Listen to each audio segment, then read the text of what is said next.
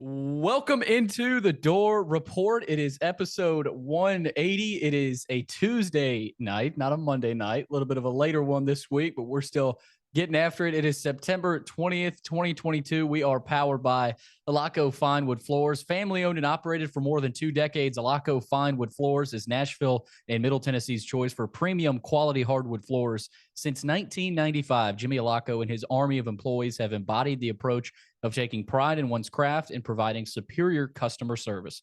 Growing from a one-man shop to a team of 23 professionals who share the founder's passion for quality craftsmanship and customer satisfaction. If you're interested in contacting them, you can find their headquarters at 2505 Winford Avenue in Berry Hill.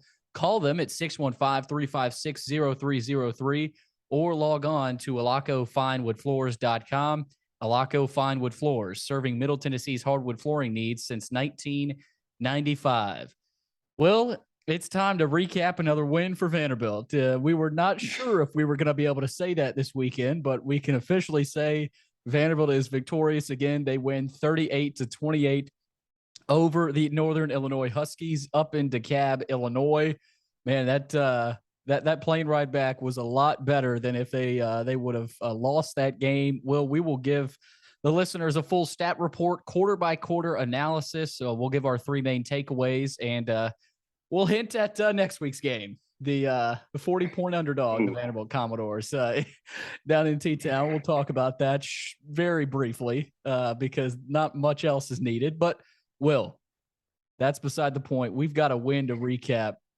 Hello, welcome to the world, AJ Swann.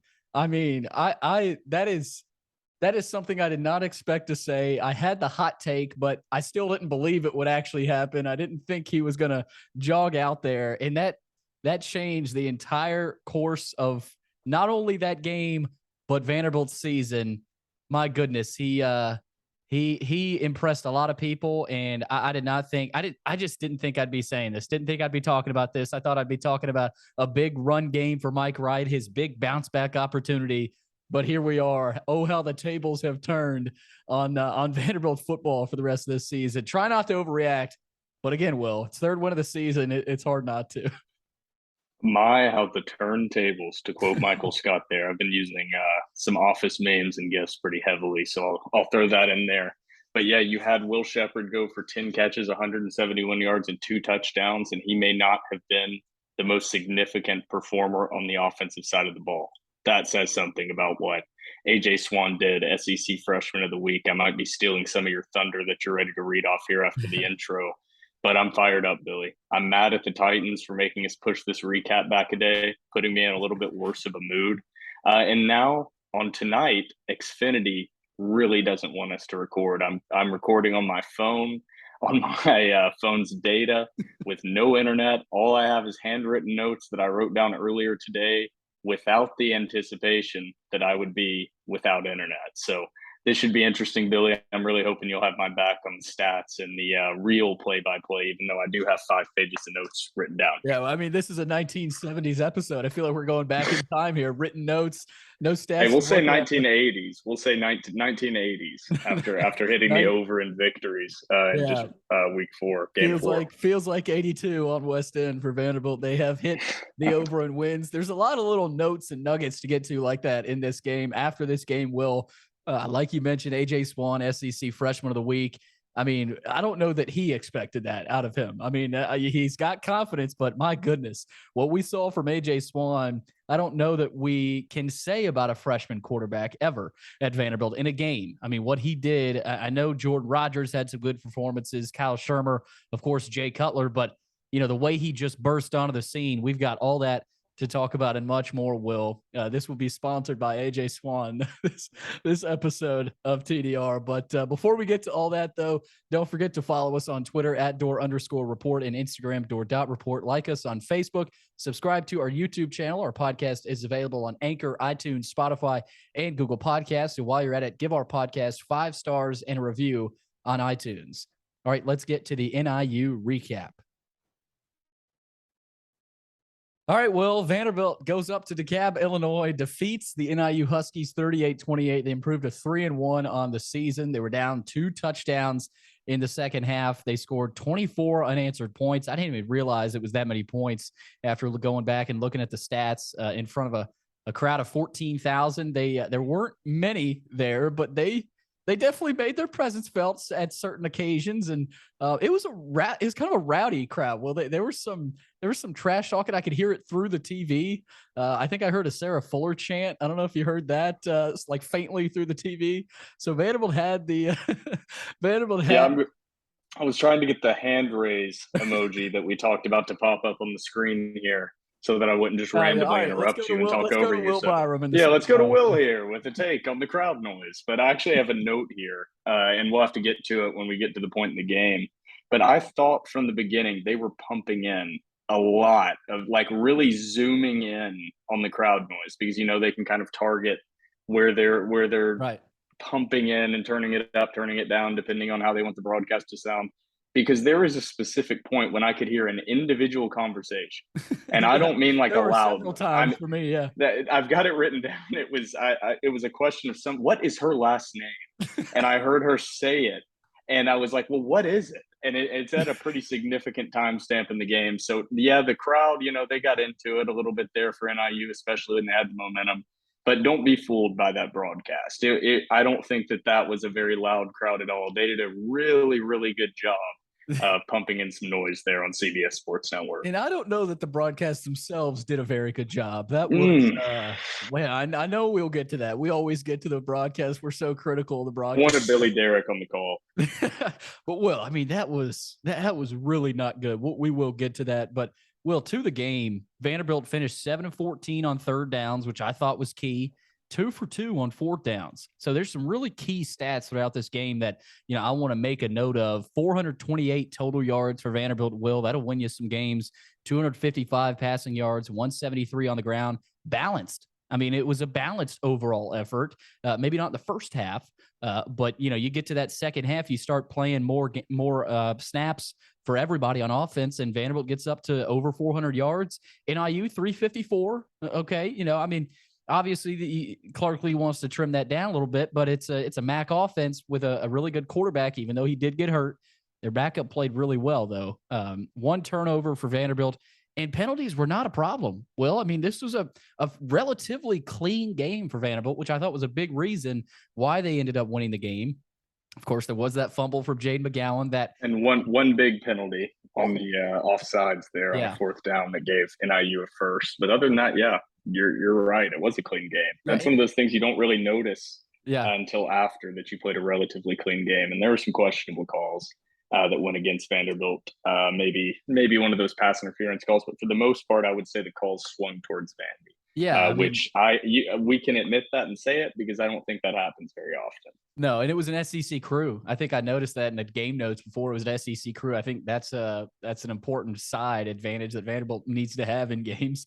Well, but the offense, I mean, it looks brand new, spick and span. It looks like they get your new car. Nothing against Mike Wright, but it's almost like Vanderbilt went out and bought like a 2020. Like Ford Civic that's like a lot faster than your old car, more accurate. I mean, it's just it's insane. Ford Civic, those Civics. Hell yeah, dude! I can't wait to go out there and buy myself a brand new Ford Civic. I don't even know if that's I don't even know that's not right. It's a Honda Civic. That's what I initially was making fun of. But also, yeah, dude, that's my dream car. I've just been slaving away, working my ass off to go and buy myself a brand new Honda Civic. Honda Civic, that's what everybody wants. That's dream car, baby. Everybody wants. That's the comparison I draw. But well, Vandy's now 16 for 16 in the red zone this season, which I mean, looking at that, that's another stat. I'm like, can't believe it. I mean, did not expect that through 4 games. Coach Lee, I thought, will outcoached Thomas Hammock.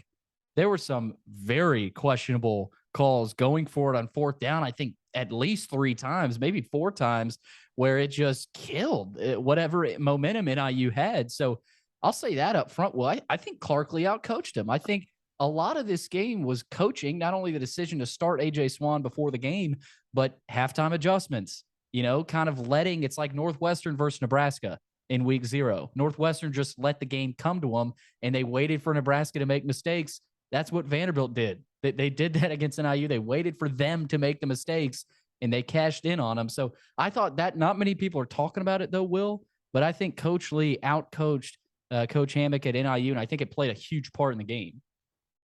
Yeah, I mean, especially the halftime adjustments. And it's tough to point to too much fault on the other side because he did have his backup quarterback in the game who Right. hadn't taken a live snap since I think they said 2019. So you don't know how prepared and how many plays he's comfortable with. And there was a point, I think, when NIU got up 28-14 right before the McGowan fumble. And I texted my dad and I said, it feels like maybe NIU has run out of their bag of tricks. They've really showed all their cards. That's how it felt leaving the first half to me, down 21-14. I wasn't necessarily ready to jump off the ledge like you would expect. I wasn't as angry or as anxious as I would usually be. And then even after the McGowan fumble, I was one of the few glass half full people. And that was because it just felt like Vanderbilt was still the more talented team. You didn't feel the sense of panic. And I even said that you'll learn everything you need to know about this Vanderbilt team and how they have changed in the second half. And it started out not ideally. It did not have a good start, and that shows even more so. This team didn't waver in the face of that against a pretty good NIU team and a quarterback that was coming in as a backup that played out of his mind. Yeah. Now, it really looked like NIU was just out of scheming ways to get around Vanderbilt's athleticism and length. And that's really what they were doing, were these misdirection crossing patterns. When they would recognize man, they would run kind of flood style plays, singling up a mismatch they could find. But Clark Lee adjusted to that. You saw him adjust to that, and those matchups kind of went away. You saw in the second half, I don't have the stat sheet in front of me like I wish I did. Thank you, Xfinity. Not sponsored by Xfinity here. But I really wanted to see the first and second half stat differential, especially from the defense, because some of those adjustments that were made by Clark Lee were outstanding. And often we talk about getting out-coached throughout a game.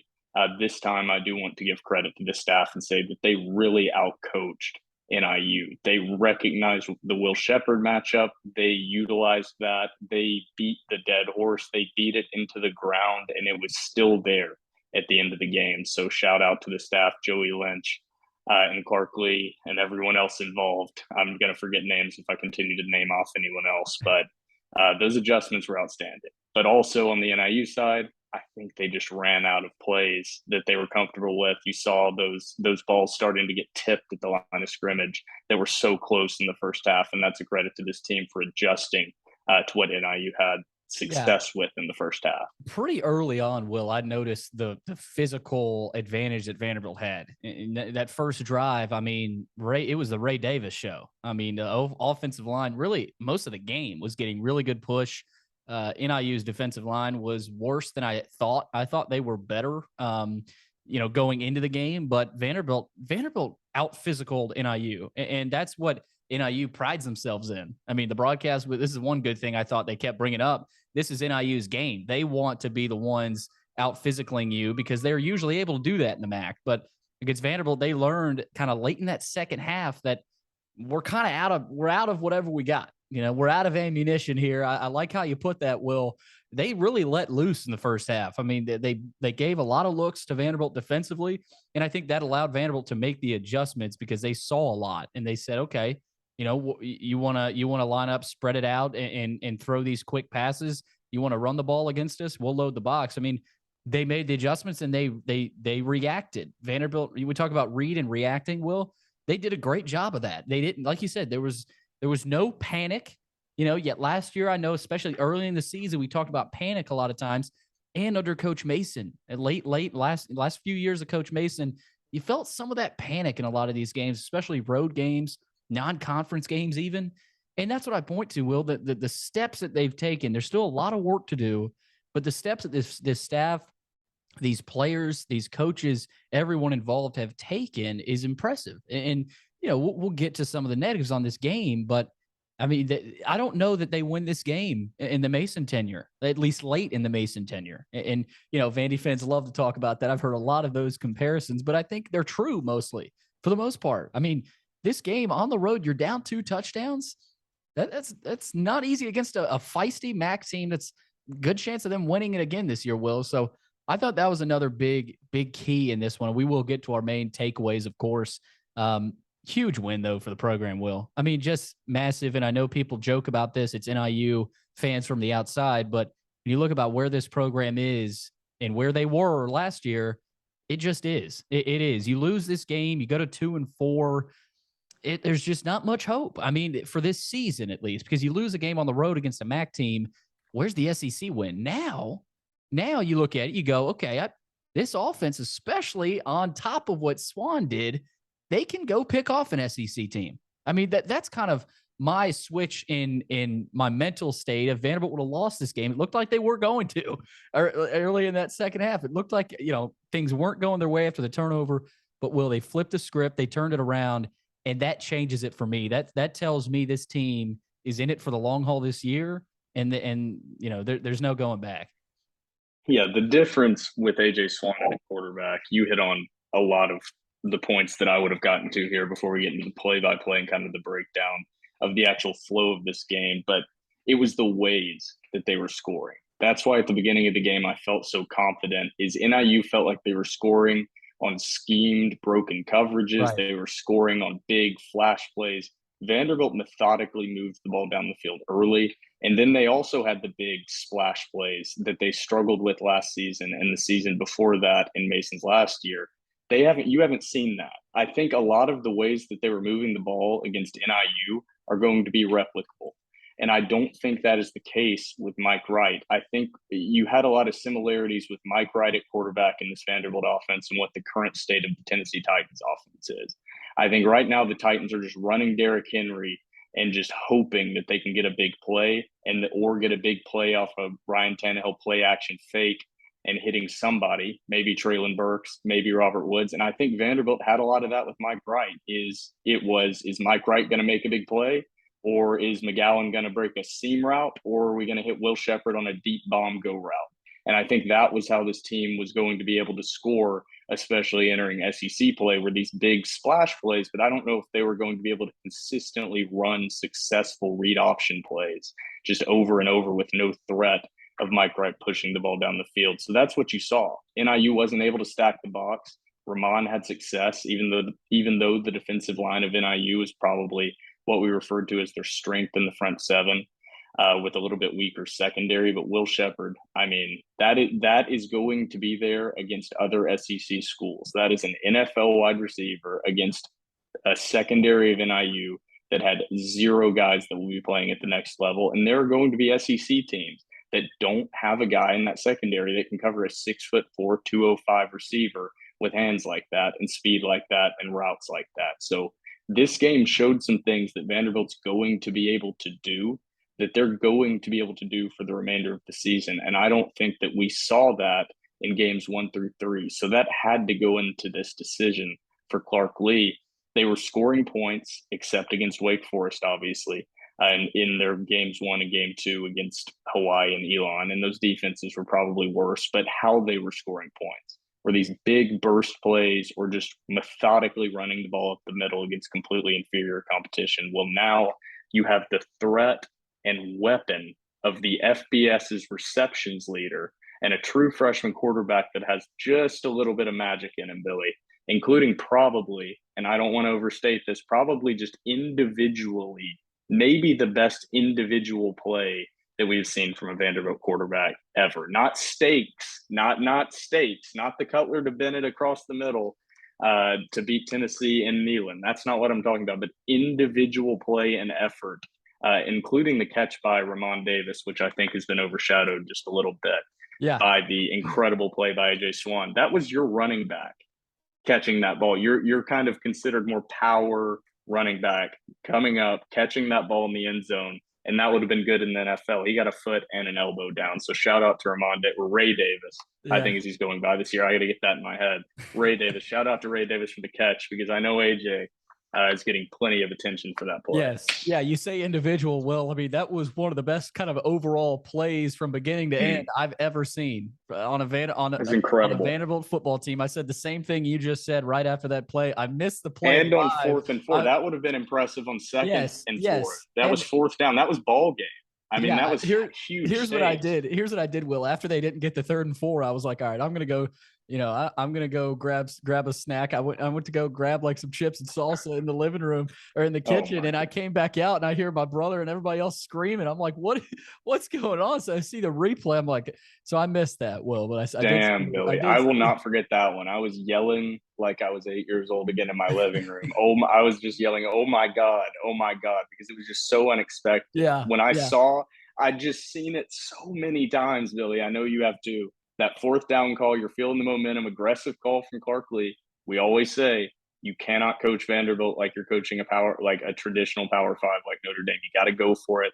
I'll always be on the side of aggressiveness from Vanderbilt, especially, but I'll always be on that side.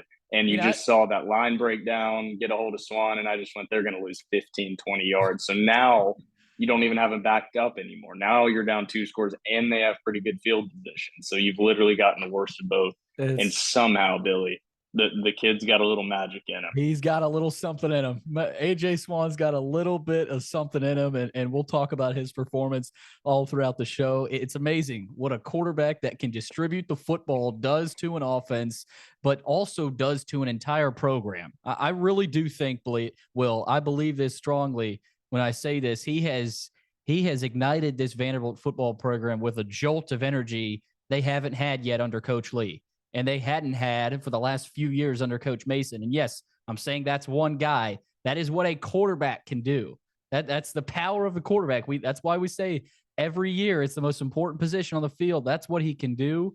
And so, I mean, it's Vanderbilt fans. They are in for a treat. They are in for a treat. You're one quarterback away. I mean, it's not that different from the NFL. There is a difference because you got to get the other pieces a lot more in place, specifically in the trenches. And I don't think Vanderbilt's there yet, but that's improving. And you're a quarterback away, especially in the social media era. I mean, that connection between Swann and Sheppard. I mean, you saw Des Bryant tweeting about it. I mean, this is the new generation of fans. This is what I keep getting at. This is Vanderbilt's opportunity to be a cooler Make Des team. Bryant a Vandy fan. I know it sounds lame, but your current brand is just that's why they did the logo change, because there's this whole generation of fans that don't care about the traditional ESPN and a potential market. So Sheppard, man, keep capitalizing on it. Swann, keep capitalizing on it. Yeah, it's awesome to see. The social media team has stepped up too with Sheppard and Swann. I've seen the Swann emoji a few times. So the future is bright, Will. That's what I'll say. And credit to the staff, the recruiting staff, to secure AJ Swann. That we don't talk about that enough either. But we do have other stuff to get to. This will be a heavy AJ Swann talk, but for good reason. He did make his first career start, Will. He finished 18 of 28, 255, 4 touchdowns, no interceptions. You talked about Will Sheppard. He leads the country in touchdown receptions, by the way, 7 touchdowns. He had 10 catches, 171 yards, 2 touchdowns. He also leads the SEC in yards. So the stats are there through 4 games with Will Sheppard. I mean, you can't ignore that. If you're an SEC team, Jaden McGowan, solid day, 4 catches, 43 yards, of course, on the fumble also. Will, defensively, only sack of the day came from BJ Diakite. I know we'll get to that and would have liked to see a little bit more pressure defensively, but Orji was everywhere. I mean, Honk, if you've heard that before, 12 tackles, led the team. Tyson Russell, I thought, played well. Jeremy Lucien, I thought, played well. The corners played better. There's still a lot of room for improvement. But I did think, you saw some slight adjustments. I mean, Lucien has been playing a lot more, but Clark Lee will tell you. Lucien's tackling was particularly specifically, before I forget to say that, and then you can keep going. Lucien, he got beat. Maybe it was Worship's fault, but the secondary made a lot of adjustments in that second half and slowed down that team. And a lot of that was helped by the defensive line actually making contact with some of those balls that were just missing their fingertips. But some of it, Billy, is what did they start out with? 13 straight completions? Yeah, something crazy. That is hard to do against air in all actuality. And I'm being serious. That Vanderbilt has played quarterbacks, just like the beginning of the Hawaii game, that have just been unconscious. And it's expected from Hartman. It's expected from, a potential Heisman candidate that he was kind of a dark horse quarterback for. played well. But it's just like how often have you seen, especially in these early stretches, these quarterbacks ever just miss a throw? It's like every throw was on the money. I was watching every other game across the country, and these quarterbacks were missing open throws with clean pockets over and over and over and over again. And Vanderbilt is just playing. It's like a shooter being unconscious. It's like every time Vanderbilt plays a good shooter, you're like, he's gonna come out. He's gonna be hot. You just know it. And for whatever reason, the quarterbacks this season, that has been the case. Now it's the chicken and the egg. Is that the coverage that they're playing? Is it different? Right. Yeah. Is it the quarterbacks are comfortable? They're not getting the pressure that they need to be getting, so the quarterbacks are comfortable and they're not doing the things to disguise the coverage? Or is it just they're hot? Sometimes you're just hitting throws. That AJ Swann completion, was that because NIU's coverage and defensive line played poorly? I mean, a lot of football just comes down to a guy is making on a his play. game.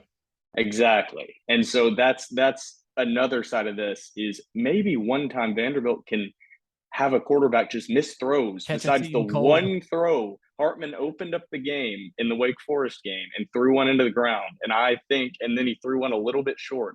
Yeah. Other than that, from Hartman, I don't think that you've seen a quarterback just miss an open guy against Vandy yet. You've seen Vanderbilt miss a couple, but you haven't seen one missed against Vanderbilt. So the tackling from the secondary was good, and we will continue to see. I don't think that's going to improve next week against them, and they have a quarterback that's okay.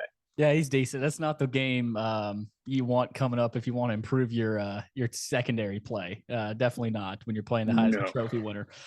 Will, no, I agree with you, though. Credit to both NIU quarterbacks. I mean, Rocky Lombardi came out, lit it up. I mean, their backup was a pretty good freshman player, too. I mean, he went out, played well late in that first half, into the second half as well. But the Vanderbilt defense made adjustments. And, so, Will, I thought before we get to quarter-by-quarter analysis, though, both running backs ran hard also. Ray Davis, 23 carries, 116 yards, 1 touchdown. Also had that receiving touchdown. But Chase Gillespie, Will, thought 10 carries, 48 yards, ran hard when he needed to and when he was called upon. So, I mean, you look at the run.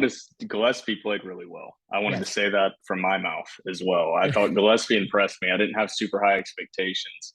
No offense, he's just a younger running back, but I didn't know that much about, and he's number 46, which for whatever reason, when you see like a number in the 40s run out there on offense, you just expect him not to be that good. I don't know what it is mentally. They just look a little bit slower than when they put on that single digit number. I don't know why that is. Yeah, but he impressed me. He ran hard. He picked up some key third downs. They put him in a fourth down, I believe. They put him in some key short yardage spots and showed a lot of confidence in him. So shout out to Gillespie. I think his carries will probably decrease coming up with hopefully Rocco coming back, and I think definitely Patrick Smith coming back. Yes, so those guys are back. That's great news. Gillespie got his chances though, and he took advantage of it. I mean, there was no really negative play, big loss from Gillespie. He was getting positive yards. So credit to those guys, the running backs as well. Will, let's dive into it though. We've got to get to our quarter by quarter analysis.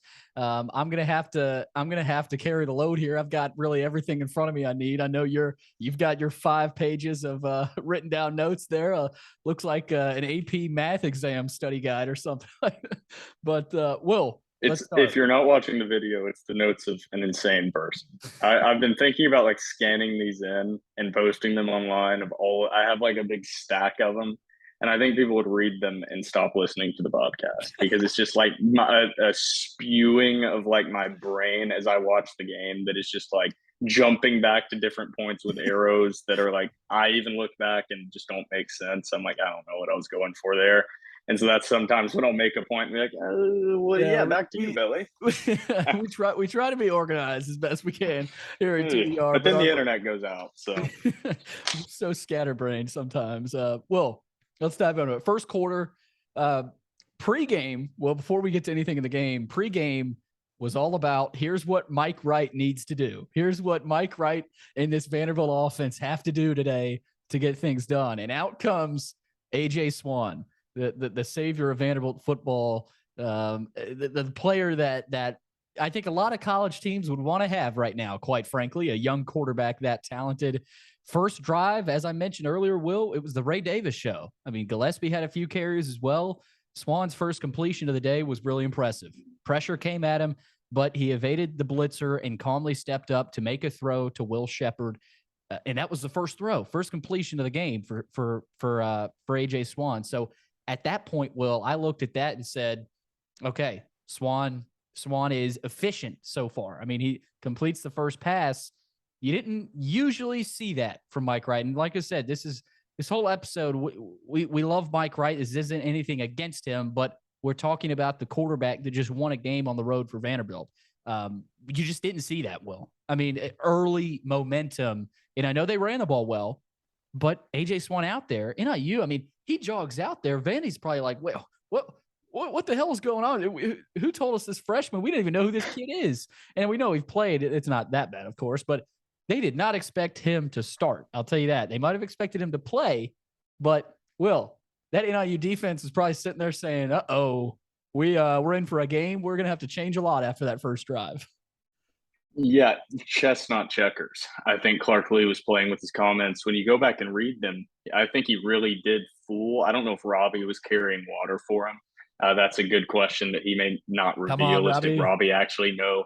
But Robbie inferred, and I just assumed that he would kind of be on the money with it. But he basically inferred from Clark Lee's comments about running one quarterback and not wanting to do a two quarterback system that Mike Wright would retain the starting job. But Clark Lee definitely did that intentionally. I mean, no doubt in his mind, because you prepare for those quarterbacks so differently. You saw how Wake Forest it's a genius move differently. So shout out to Clark Lee on that. Now, the ultimate chess, not checkers move, and I don't want to see this. This is kind of a half joke.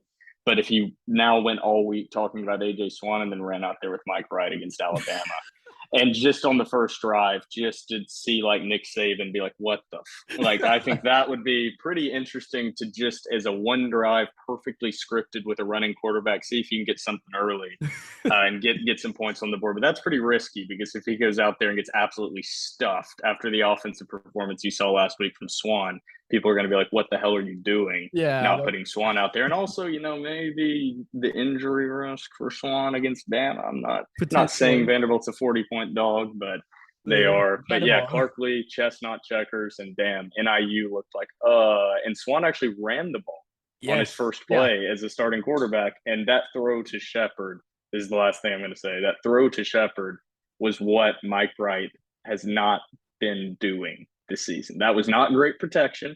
That was just moving in the pocket when it breaks down and stepping up and still looking downfield and throwing the ball downfield versus tucking the ball, getting what you can. Against worse teams, getting what you can is what you need to do. Against better teams, as Vanderbilt approaches 8 straight SEC games, you got to keep your eyes down the field and try to hit someone. Because you have to take the big plays when you can. Now that's going to result in some point that interception column is not going to be 0. Yeah. And he had a couple throws he got away with, but he's got to keep throwing them and just keep slinging it. Cutler threw a lot of interceptions. And if there's one player that one play on the opening drive reminded me of, just that first drive in general, was Cutler ran a lot more than people remember when he was at Vanderbilt. They designed runs. He wasn't exactly fast, but he was a big body like Swann, a little bit of that baby fat, the swoopy hair. I mean, damn, that first drive, man, it's just hard not to see that effortless flick going into the corner of the end zone right on target to Schoenwald at the end of that drive. Yeah. And just get a little reminiscent. Yeah, I'm with you, Will. I mean, you think about Jay Cutler. Like that's the only guy you really think of. Now, hopefully this guy, AJ Swann, turns out better than Cutler, and I think he can. That's another hot take. I think he could be potentially the best Vanderbilt quarterback ever if he stays on this pace. I mean, after that first game, you throw for almost 300 yards, 4 touchdowns. Modern. We're gonna get the Bill Wade people mad at us. So modern. Vanderbilt Bill modern Wade, Nobody's nobody's better than Bill Wade. Modern. You just got to keep hitting that word. Vanderbilt quarterback, but people get mad.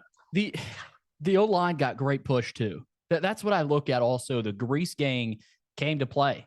I mean, they came to play just like AJ Swann and those receivers did, especially in the second half. They got great push, and the offense looks completely different. All of a sudden, after one drive, you mentioned they kept running the ball well.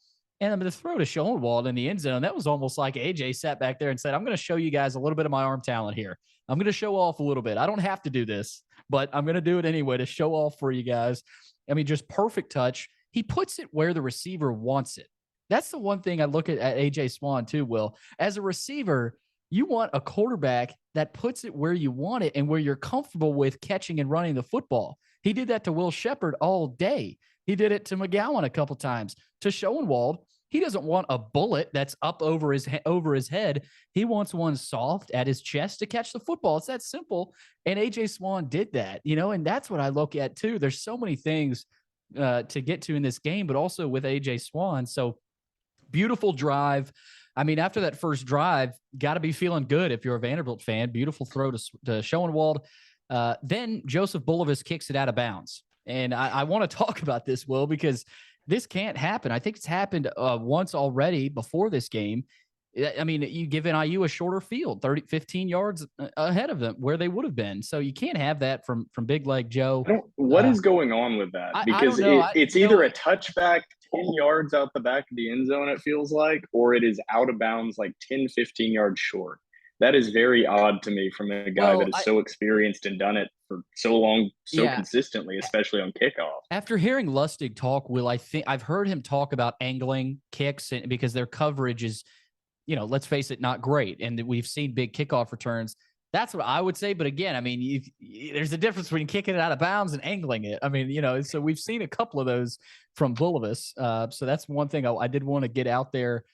Now, Will, the first defensive possession, the defense gets shredded. I mean, it was easy. It was way too easy for NIU. I mean, Lombardi looked like Joe Montana out there. He was slinging it, made some really good throws. I mean, the throw, him rolling to his right, and just kind of chucked it up, and it was a great throw. I don't know what happened with the Vandy corners. They just got beat down the sideline, and Lombardi just kind of lofted it up. And I thought he was in at first, but he was like, he stepped before the end zone at like the centimeter line, so he wasn't quite in. But it's plays like that, Will. I mean, against an SEC offense, if you're doing that against NIU, again, probably cause for some concern, and I'll get to that in my keys. But I mean, that first drive again, it was like, oh, this could be a shootout. That's what I said. I said this might be we could get a lot of points in this game. I mean, it kind of played out interestingly because there weren't a lot of punts, but the game was played at a relatively slower pace. So it kind of worked out a little bit how I said, not exactly how I said, but I'm going to leave out the parts that were incorrect.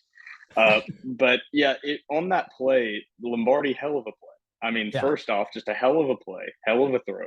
But Worship, I don't know what he was doing. Lucian was on him, and I guess they were in some type of man. It looked like he kind of had the idea that Worship was going to have some type of help over top, just based on how he was playing when I watched the replay. Look back at it. And they both got their eyes caught in the backfield, and both were watching him roll out. And then it was like, and turned around and were trying to chase him down. But it looked like Worship just got caught with his eyes in the backfield, and then Lombardi just lofted it perfectly over them. And then what we were talking about with the quarterbacks just being unconscious, that back shoulder kind of quick strike out there, which is perfect. I mean, you see guys in the NFL unable to make that throw as perfectly with the timing as well. And that's just what they did early in this game, especially. Lombardi was just on it. I mean, he didn't miss anything. Everything was right where it needed to be. And Vanderbilt was just unable to get their hands on the ball early, and then he went down with that injury. Would that have been the same way? Would this game have played out the same way? Who cares? I don't care. It does not matter. So we will not debate that any further. I was thinking about asking that and making that a big point of emphasis in this podcast, but I'm like, no. Let's just take that. Let's get it out now. Take it out of the equation. We're not even going to go there. But on that touchdown, I mean, they are at the centimeter line, but I mean that was too easy. You would like to see that make it a little bit harder for them, as they're at the 1 yard line. But nonetheless, NIU ties it right back up quickly, and it's a 7-7 game. I say quickly. This was, both teams had pretty long drives. I mean, Vanderbilt had a longer drive. I think it was a 7-minute drive that Vanderbilt had, but NIU goes back, ties the game.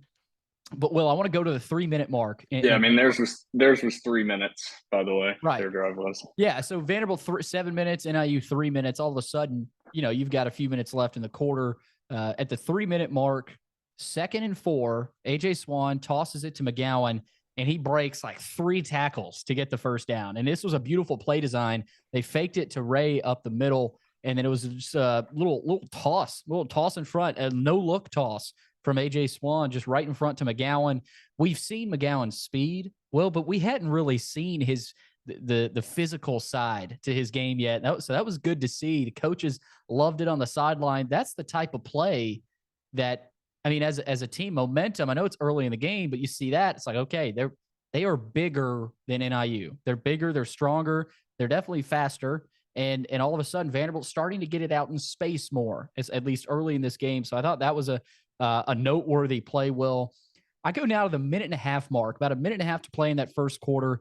AJ takes a big hit, but he gets it to Will Sheppard for a first down anyway. I mean, it was an absolute bullet, and I think Vanderbilt was fairly close to the end zone here. And then they get into the red zone after that, and at the 42nd mark, just a perfect throw on the outside to Will Sheppard for a first down. There's so many of those throws, Will, where you look at AJ Swann and you go, man, you haven't seen that in a long time from a Vanderbilt quarterback to be that accurate.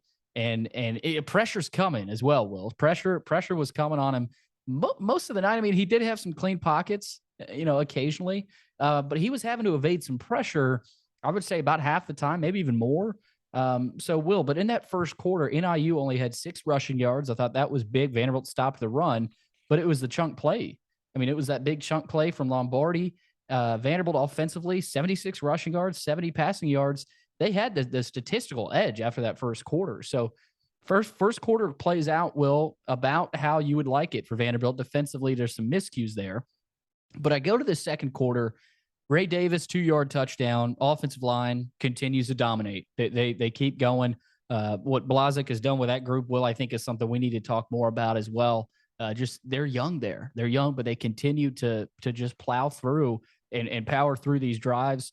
2 possessions, 2 touchdowns for Vanderbilt. So like I said, Will, you couldn't script it a whole lot better. So 2 possessions for Vanderbilt, 1 for NIU. Their second possession comes up for NIU, and there's really not much improvement. I think as a Vanderbilt person watching this, you see, okay, second drive, maybe they'll settle in. Not really. No, I mean, third and short, I know at the 11-minute mark, kind of in that second quarter, it was a great stop by Kevo Wesley, but the DBs continued to get outplayed, Will. That's what I look at, especially in that second quarter. For the most of this game, you saw Vanderbilt's DBs getting outplayed. I know in the second half, they made those adjustments and improvements, but that's a concern for me, Will. I know we knew that. Going in. But Clark Lee talked about, you've got to be smart. He said they've got to play closer to these receivers. They can't give as much cushion as they've been giving, especially when you're about to play Alabama, about to play these SEC teams. DBs, I thought there were times where they played well, but for the most part, you just didn't see any consistency. I didn't see the consistency you got to play with to go out and beat an SEC team. So that's kind of the most improvement I would say this team needs to make. Yeah, secondary, we knew coming in that secondary was going to be the weakness of the team. If you go back and listen to the preview, we said that Mahoney was a known commodity, and that's probably why they moved him to safety, because of the flexibility that he provides. I don't think necessarily Mahoney's a true safety, but he can tackle well, and being at safety, you can move him around, match him up better, especially if you want to play man, as opposed to they can just pick on one side of the field. Mahoney can kind of be more of a floater there. So I like that move from Clark Lee, being able to utilize him as kind of a jackknife, Tyrann Mathieu within that defense. But yeah, I mean, you have a speed problem. Maxwell Worship, does a good job of coming up and hitting, but he's been consistently getting his eyes caught in the backfield, getting beat deep on coverage. And right now it's just speed. It just is. They're going to get beat deep because you have to kind of choose. We can't say that we want the blitzes to get exotic and to send pressure and make the quarterback feel uncomfortable and then get mad when we have cornerbacks isolated one-on-one and man coverage, because you have to pick and choose. You can't get both. If you don't have dudes that can just line up and cover for 3 seconds in man-to-man, you're just going to get beat. And right now, Vanderbilt doesn't have those guys consistently. These guys have some talent. I think Lucien is probably going to come up with a few plays. I think Worship is going to make some big hits. They're going to pop the ball free. I think Mahoney has a nose for the ball, and he's going to make some plays. But the biggest pass defense for Vanderbilt, the biggest key to their pass defense is that defensive line and the length that defensive line has and how much they can disrupt passes, because that's what you saw mostly in the second half was not – you mentioned that only 1 sack there. but it was how many tip balls at the line of scrimmage or just Right. adjustments that the quarterback had to make because arms were up and in the way. And Barton Simmons and Clark Lee have recruited this defense in that way. You saw Goo get his hands on one, long, lanky, looks like a power forward or small forward in basketball. You have that with Elijah McAllister. Even though he hasn't made a big impact on the stat sheet, he's knocked down a couple balls. And that's just going to get in the quarterback's mind. They feel that. It's like getting your shot blocked in the paint in basketball. I mean, you remember it. You remember when that ball gets swatted down because the play's just dead and everything stops. So the defensive line continue to get their hands up is going to make the corners look a lot better and that secondary look a lot better. But that's not going to get a lot easier against the talent level at receiver that they're going to be facing upcoming. So just be prepared. Know what you have seen so far. Know what we knew going into the season, and just don't expect these young corners and a graduate transfer and a transfer from UConn to be able to cover Alabama, Ole Miss's, and Georgia's receivers in any type of coverage, especially if you want any pressure on the quarterback and you send any packages. These guys are going to get beat deep. You've seen it all the entire season, even against Elon. So just be prepared. That is the spot that I don't know if that's something that can really be improved this season. Yeah, I mean, when you don't have the dudes in the secondary, Will, back into your defense, there's not a whole lot you can do. Offensively, it's a little bit easier to try to get more creative, but defensively, if you don't have the guys, you're going to get beat. I mean, most times it does come down to that. There's not a whole lot of schemes. I know Clark Lee has that defensive mind. He's doing everything he can. I mean, with these guys, they get beat. There's not many excuses, for that. So, do you have something to add there, though, Will? Yeah, I wanted to say on that second drive from NIU, remember that Vanderbilt stopped NIU. Right. I just wanted to make sure that, and Wesley's play that he made, which was his only tackle of the game, was outstanding on that third and short stop, which they were going for it on fourth down, which could have been a huge point in the game, and Vanderbilt jumped outside. You literally read that's my mind. A part. That's a part of that drive. I think is being forgotten. Is they did what we wanted once again. The defense and a dumb penalty. Granted, they were going for it. It wasn't special teams, but that's a penalty that just can't happen. No, yeah, and that was a missed opportunity for Vanderbilt. Will, it was 4th and 2 from the Huskies' own 45-yard line. I think it was Otaha. It was Otaha who jumped off sides. It just can't happen. I didn't know who it was at first, and I saw Otaha. I was like, not surprised. Freshman, smart quarterback. You were surprised to see it, but at the same time, it's like, okay, he's a freshman. Gave a good quarterback a fresh set of downs right there. And you looked at that sequence, Will, and you said, okay, they've got him stopped here on the second possession of defensively, but you give him a fresh set. The run game kind of started to open up for NIU as well. Another penalty gives them more yards. So Vanderbilt gifted them. I mean, they a couple chunk plays that first drive defensively, and then you gift them probably 30 extra yards there. So, NIU earned the points they got and the touchdowns they got in the first half, but Vanderbilt definitely could have played a lot better defensively. Lombardi then gets hurt on the slide midway through the quarter and did not return. I did not think initially, Will, anything really happened. Of course, I don't know that anybody did, but you kind of look at the replay. It was just awkward. It was awkward. And it's also probably hard as a quarterback. You got 3 guys running at you ready to knock your head off. And it's probably hard to focus. Okay, how should I slide here? You just go down. You just kind of go down. And it was awkward, but huge point. Non-contact. Yeah. Non-contact. That's always scary. When you see something that doesn't look like anything and they start limping slowly, like that is ACL or meniscus.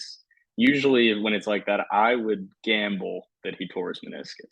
Or strain something, because that is something that you do, it hurts, and then it stops, and then you move it initially, and you're like, oh, ow, ow, ow, ow. It doesn't take a lot, because I hurt mine on a stupid hack squat machine, but I hurt mine, and it's weird. It feels like metal grating, and it doesn't take a lot, and I think it's one of the easiest things in your knee to tear.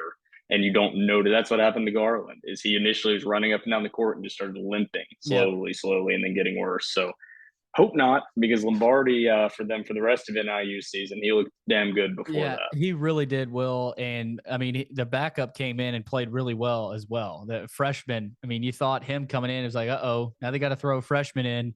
Vanderbilt should be able to feast on this kid. Nope. I mean, he comes in, starts slinging it. I think he had a stash too. I mean, freshman he had a good arm. I mean, good arm. He was making throws. So, Will, of course, they tied up at that point, 5.5 minute mark on a short touchdown pass. And then the 42nd mark, of course, Vanderbilt offensively, they got the ball back, did not do anything with it. Ontario Brown had a 51-yard touchdown run. Big gashing hole. It looked like Max Worship was out of position there. I mean, you see the replay and you see him in the frame, and then Ontario Brown gets like 10 yards ahead, and then you don't see him in the frame. So there was definitely a misalignment, maybe not even misalignment, just misread there defensively by the back end of that defense.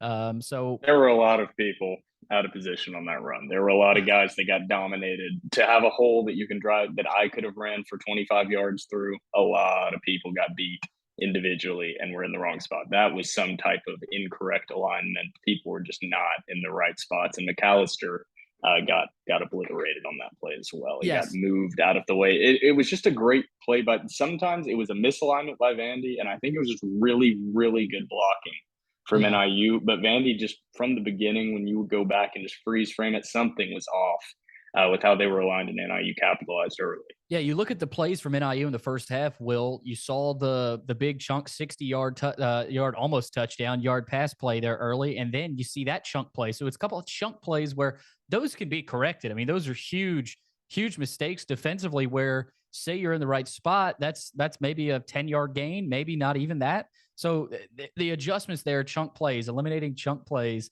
I'm sure that's a key. That'll be a key heading into Alabama in the next several weeks after that. But Will, before we finish this first half, and I know this is nitpicky, I feel like I talk about it every week, but you got 30 seconds left in the first half. Vanderbilt has the football. They've also got 2 timeouts left. They're at the 25-yard line.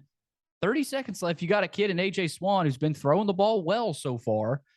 You just kind of let the clock run. You let it run down to about 8 seconds. And I know they didn't let it run. That's bad phrasing there, but there wasn't the aggression that I wanted to see. Instead of running one more play with 8 seconds left to get into field goal range, they go for a deep shot, 8 seconds. I thought at that point, 8 seconds, that's enough time to maybe go, with an out of bounds route towards the out of bounds line, get a field goal. So, and I know that, like I said, this nitpicky doesn't have that much of an effect on the game, but you get in a close SEC game, points matter. You've got to score points. And even if you get a field goal there, I do think that will matter. It didn't matter in this NIU game. It will matter in SEC play. And NIU got the ball right back in the second half. So that's kind of the swing. I know, you're not expecting a touchdown. There were 30 seconds left, but hey, 30 seconds left. Let's try to go down and get a field goal. And I know that's what they were probably trying to do, and it just didn't work out. But, I would have liked to see maybe 8 seconds, one more play towards the out of bounds line, and then maybe you get a shot at a field goal. Just give Bulovas a shot. You saw it all across the NFL all weekend. Right. You saw it all across college football. NFL, college, whatever it is, coaches have very little, in my opinion, impact on the game until about outside of timeout usage. And leading up to the game, they have a lot. But in-game coaches, pretty much all they have is end-of-half management, timeout usage, and like fourth down going for a decision. That decision-making from coaches across the board is indefensibly horrendous. It is so bad. Going to the Titans last night, going to that, just when coaches utilize timeouts, it exposes intelligence levels. And it's like, can you not quickly run risk analysis scenarios and say, hey, we will be in a better spot using this timeout right now? The only time that I am infuriated by clock management decisions are when there's not truly a decision or route that they win immediately, because that means that they waffled on the decision, couldn't run the scenarios quickly enough, and then decided to go with one. But that option and the benefits of it are already out the window when you allow the clock to run, as long as you did. So that's my huge issue with coaches, is you just have to quickly make decisions, prepare for those. And it's really not that effing hard. I'm trying not to curse in this, but it's not that hard. Football is a complicated game, and it's 11 on 11. Play design's complicated, formations. Clock management scenario analysis can be done better by the average 9-year-old playing Madden than it is done by NFL and college coaches making millions of dollars and at least hundreds of thousands of dollars. It is criminally bad. So that's a rant that I had to get out because there's not a lot to rant negatively about in the second half. Right. So we had to get some negatives out now. But you have got to prepare better. And timeouts, I don't know which coach said it, but timeouts are like bullets in the chamber. They are so key in these end of half scenarios. And the biggest moment is that in the first half, beginning of second half, you can have a 14-point swing and the opponent can potentially not even touch the ball. Right. And that is almost what NIU was able to do against Vanderbilt. And they did. But fortunately, Vanderbilt was able to climb back. Right. And if Vanderbilt doesn't climb back in this game, I look back We're pointing to that at that first half, at the end of the first half. And that's why I'm not. But still, there's going to be an SEC game later this season down the stretch, whether it's Mizzou, South Carolina, Florida, whoever, where we look back at the end of that first half, the end of first, beginning of second, and we say, man, you know, you wish they could have played out differently. You wish the play calling or timeout usage or whatever could have played out differently. Just warning fans that that's going to happen. And, you know, it didn't play itself out against NIU, but you did see that. And I thought that was noteworthy as well. Well, let's move on to the third quarter now and into this second half.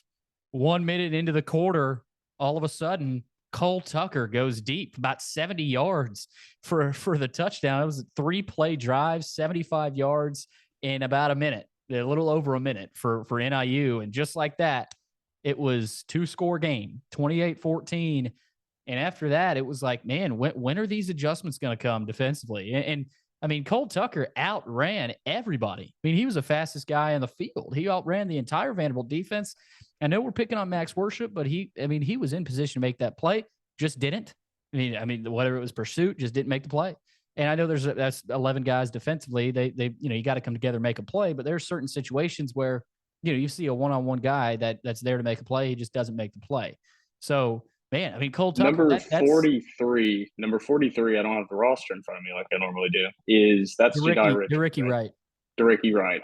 I think he's the one that missed the tackle on the player. He was kind of getting run across on a crosser, kind of a flood out situation. And that is when I referenced it earlier in the podcast a long, long time ago, whenever I sent the text that said, I think they've run out of their bag of tricks. And thank God I stayed positive and was correct for once, because I think this was my last flash of positivity that I had in my soul as a Vanderbilt fan, was staying positive in this situation. But it just felt like at some point this backup second string quarterback that hasn't played since 2019 has to just miss a couple passes. Mm-hmm. He has to get out of rhythm. He has to get uncomfortable. He cannot be this well prepared. And that's how it felt. And that was another, I don't want to say fluky, because it was a good play design from NIU, but it was a slipped tackle, and it just so happened that where the Vanderbilt guys happened to be, it was a great individual play by NIU's receiver, and the speed was a little bit exposed on the back end there, but Orji just got knocked off by a good block. He was chasing him down, and it would have been a big gain into the red zone. It would have lessened the blow as a 70-yard touchdown reception that we're referring to. So the defense adjusted after that. I mean, my God, they adjusted. Yeah, and the offense clearly came to play after that. But this is not the turning point of the game, though, Billy. No. Shockingly, this is not when the team stepped on the gas. So no, you would think that after that opening drive, 14-point swing from NIU, down 28-14 now, getting the ball in the third quarter, this is when things would start to swing. Came a little later. Yeah, came a little bit later. And the question I was asking, Will, how will this team respond? How is this team going to respond? You're down 2 touchdowns on the road at NIU. What are you going to do? What are you going to do to change this game? And you know that play is coming. You know, it was not not a defensive stop. It was. We'll get to it. I won't reveal it yet. I'm sure we know what it is. But Will, 3rd and 8. I want to get to the 11.5-minute mark. It's 3rd and 8 for Vanderbilt. Third quarter. AJ Swann hits Jade McGowan for an easy first down. I mean, this is looking like it's going to be a big gain, 40, 50-yard gain, get Vanderbilt into scoring position, but he fumbles. And, you know, good play by the NIU player to kind of punch it loose. And that's I mean, you can't really, yes, you blame McGowan because you got to take care of the football. But I also give credit to the NIU player. I mean, to get right on the ball. I mean, right. That's not easy to do and we've seen Peanut Tillman, of course, with the Bears do that all the time. Well, I mean, he did it perfectly and Vanderbilt fumbles the football. And this Will was the play where I kind of looked over at everybody and I said, I don't know. I don't know. I don't know if they've got it today, but Will, this is the play to me where I look at NIU returns it all the way to the 15-yard line, but his return is negated. That you read my mind. Huge. That was massive. Questionable. And Vanderbilt can, say, that ball is at the 15-yard line. Instead, it's on the opposite. They ended up putting it at the 20, and they've got to drive basically the whole field now. So instead of having that return, that's negated. So instead of having it in your red zone, NIU has it at their own 20, change the game. Change at least where that game is right now, change the course of it. Well, this is when the defense really flipped the switch, I think. They brought extra pressure. But at that point still, it's like, okay, say NIU drives down. Now all of a sudden you're down 35-14. You're down 3 scores in the second half to a MAC team. So it just all of a sudden, Will, it does not look good. Does not look good for Vanderbilt. So that's when I think the defense flipped the switch. Well, they said, we got to make plays. We've got to do something different. We've got to get creative. And you saw creative pressures. You didn't see 4 or 5 extra guys come. You saw a couple. You saw a corner coming off the outside and Lucian. You saw Agu getting his hands up. You saw other guys getting involved and making plays defensively where, you had to do that. You had to make that adjustment, and they did it. But Will, then you had the fake punt, inadvertent fake punt. I don't think Coach Hammock called that, and I don't know that he wanted it to happen. But they get a holding call anyway. So now you have to punt. That was not questionable. That was the only reason that worked. Yeah, that was in. He basically said, "I'm not going to punt this. I've got a hold. I've got room to run. I'm gonna run for this first down." So, well, if he wasn't held, then Vanderbilt's player was going to just plow directly into him. So the hold, that was one of those that I saw it and was like, they have to call that, right? Yeah. Like I was waiting for it not to be called. It was so obvious that it sprung that play. So the holding, that gets called back. Huge mistakes by NIU. Really, really helped Vandy. And that's why I keep going to it, Will. And I know this isn't coaching on Hammock, but NIU really shot themselves in the foot several times in this game. Hammock also did, I think. Yeah, we'll get to coaching. Him. Yes, you can't blame him a whole lot, but we've talked about that. Will, on the punt, this set Vanderbilt up perfectly. Really good return by Will Sheppard. And this is what Des Bryant, I think, tweeted about. He said, you should have house called that return as well. So big return to set Vanderbilt up at the 8.5-minute mark, Will, before the touchdown, big first down, perfect throw by AJ Swann to Jaden McGowan there. So that set them up for, at least to get into position for this play. But the 4th and 4 comes. So 4th and 4 for Vanderbilt. 7 minutes to go in the third quarter. AJ Swann drops back. He starts to kind of roll to his right, breaks the tackle, rolls back to his left, and he's at, what is he at? The 40? Will, the 45? He's almost at midfield. And he just, Aaron Rodgers, chucks that thing down the field, and it's in the perfect spot for Ray Davis. Ray makes an unbelievable catch. And that's the play we talked about. That's the official switch of the flip for this team. Flip of the switch. Did I say it wrong again? Again, I don't think you said it. I think that we're gonna get shirts that say "switch of the flip" on it. The flip of the switch. Oh my gosh, I keep saying it. The flip of the switch. Will, that was it. That was the play they needed. They were still kind of waiting on that big play. That big offensive play, because offense, let's face it, wins games. That's what happened. And that's what happened. You felt it. You kind of felt you felt that magic start to happen. Now, we talk about Memorial Magic, how much effect it has on the game, but a little magic from a quarterback like AJ Swann played a pretty big role in this second half. I mean, that was a play that there's just undeniably any other way that you want to look at how the game had gone so far, that there's no other player that has been on Vanderbilt's roster since since Jay Cutler that would have made that play. Mm-hmm. Not one. Nobody has the physical Shermer combined with the running sacked. ability. Shermer would have gotten sacked. He may have had the arm, but on the run, on that pressure, I mean, Swann's a big guy, big kid. So he was able to avoid that sack. And then the arm strength kind of on the run, on a dime, hell of a catch by Davis. That's not just a game-changing play. That's when everything swung because you felt the air go out of the stadium. Yeah. They felt shell-shocked. It felt like we have them, like they had already gotten the stop. It felt that way on the way that they cheered. And then magically he was out of the sack. The defensive lineman had two hands on him. And that can be a play that is just, you can't script that. You can't, that's having a consensus top 30 recruiting class and getting a really, really good transfer experience running back from Temple. That's dudes. That's players. That's recruiting. That is not scheme. It wasn't a great play call, in my opinion. I didn't like the plays that led up to it. What was the play call? Exactly. I mean, it was very odd it was very odd. We don't have to get into that because I don't want to distract from how amazing it was. Was it a called rollout to the right? I can't. It looked like it, but it got blown up. I mean, there's just immediately pressure. There was no protection. I mean, the alertness and the awareness to quickly realize, this guy's coming, spin out of it, get out to the left, and make that throw. Just ridiculous. I mean, ridiculous. You see so many times also a quarterback getting in that situation, panicking and trying to run for the first down. It's fourth down. You have to send that ball downfield. And that was another thing. As a true freshman in that situation, that's just instinct. That's you have it or you don't, fight or flight. And Swann, I tweeted after the first drive, I know you said something similar.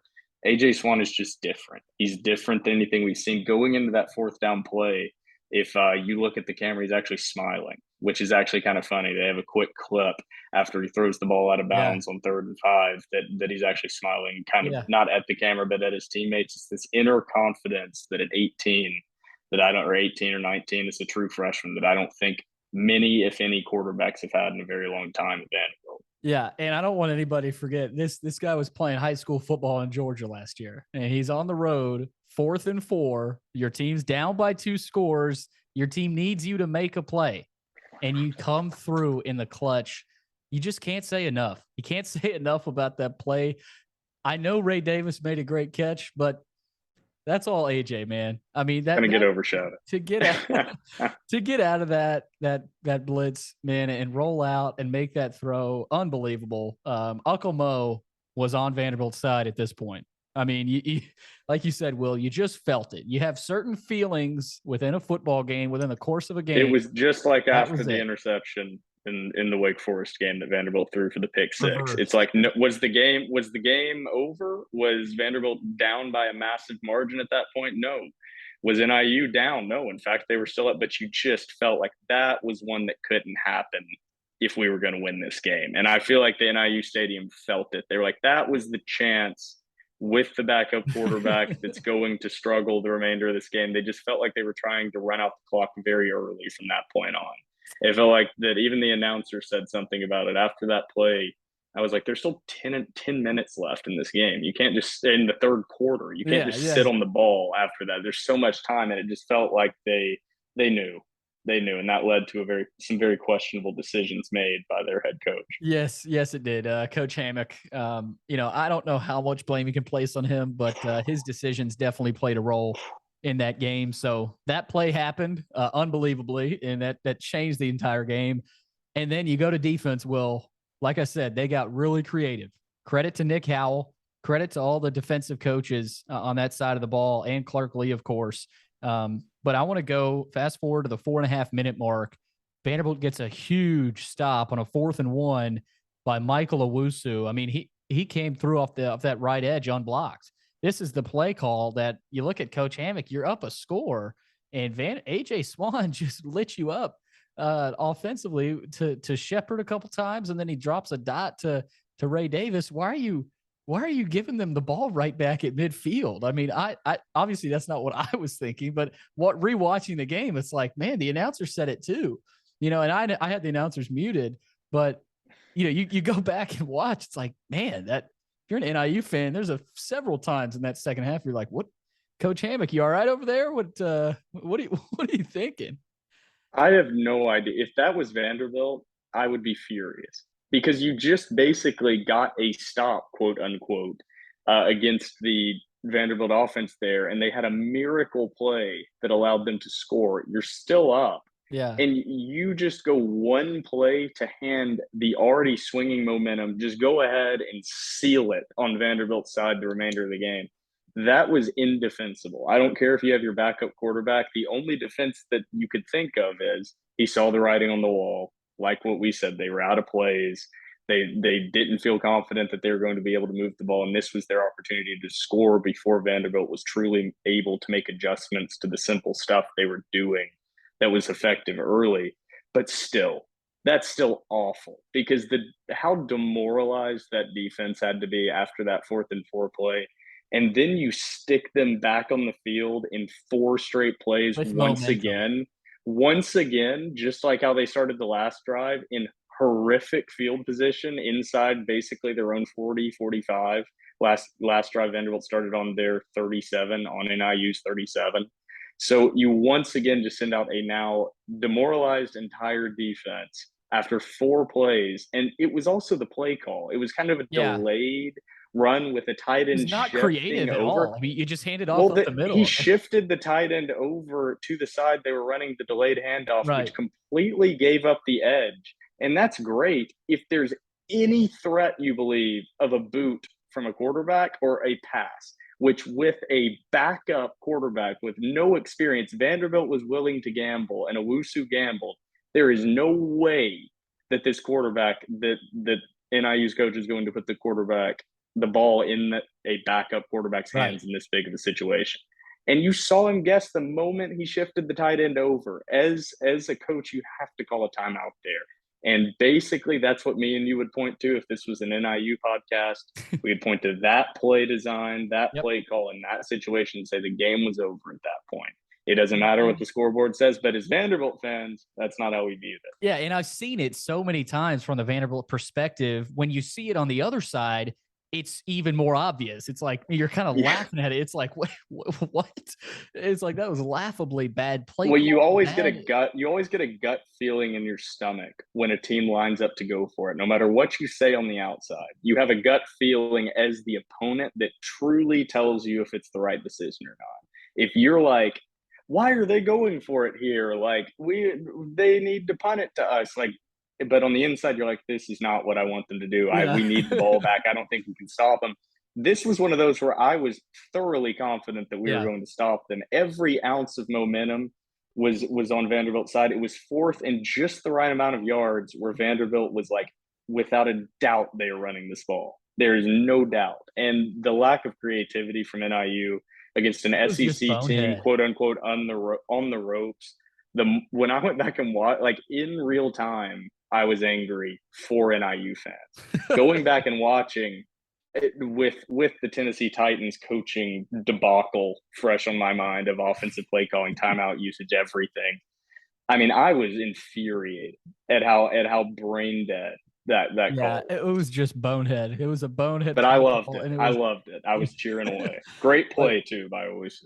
Yeah, Yeah, I mean, you still got to go out there and make the tackle. So credit to Owusu. You're there, but it's you still got a stonewall. Yep. Yeah, you still got to go up and make the tackle. So credit to him. And Will, very next play, boom, AJ Swann to Will Sheppard, touchdown. I mean, they made it look easy. Sheppard broke one tackle, and he could have walked into the end zone. And this is a throw I'd point to from AJ Swann. It's right in his breadbasket. Swann didn't even have to like go up. It was just right there, right at his chest. Well, you heard you had the announcers off, but he said it seems like he's coated in Teflon and he's slipping off of them. And I kind of like, it was one of the few things the color commentators that I like. But it was true, and it's what always frustrates me, and it's hard to point to. McGowan did it a couple times, but it's like the players from other SEC programs playing these lesser opponents in these non-Power 5 schools. It just feels like their guys are slippery. It feels like the guys are just wrapping them up and they just slide off. Yeah. And that's because the athleticism and the strength is just so superior. It doesn't matter if these dudes in the secondary are developed and if they've come in and they have a great strength and conditioning program. You watched Will Sheppard throughout this stretch, Assert that dominance. was an NFL receiver versus mid-level college cornerbacks. And those dudes did not belong in the same field as him. That definitively proved to me, which I think me and you both already knew this, that Will Sheppard is an Mm-hmm. NFL receiver. Yeah. And he is only going to get better, because it was last season. The reason I was negative about Will Sheppard was drops. It had nothing to do with his physical ability. It was just like, we have experienced guys and an inexperienced offense, and he has drop problems. Well, he still dropped a couple, but those have vastly improved, and the physical tools are still there and way better. So, man, I'm just getting fired up. That connection is just going to continue to get better, even though the stats may not be 10 for 171 and 2 touchdowns for Sheppard. Yeah, well, I could tell from the reps. You could tell AJ's been taking reps every day in practice. You could tell there was chemistry there, but all week, I mean, it was Swann to Sheppard, I'm sure. I mean, he's prepared. Clark told us, I think Wednesday, they decided that AJ is going to be the guy, but I'm sure they had been repping him anyway. So the chemistry was just there. I mean, it was already there. They didn't have to, a lot of times you see a new quarterback, freshman quarterback, you're like, uh-oh, you don't see the chemistry. It's just a little off, but it was there. It was 100% on from Swann to Sheppard. I know I tweeted from the TDR account. I said Cutler to Bennett X, Swann to Sheppard check mark.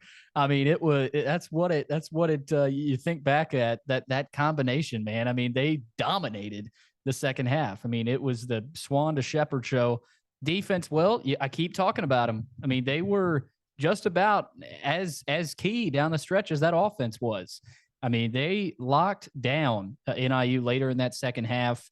And I want to go now to the 3-minute mark I think, we're still in the third quarter. 3-minute mark, 1st and 10 for Vanderbilt. Swann throws an absolute dot down the sideline to Sheppard. This is the 50-yard gain down the sideline. Just a perfect throw. I mean, they didn't. You already, as a DB, you already don't have any chance against Sheppard, and they did not stop going back to Sheppard.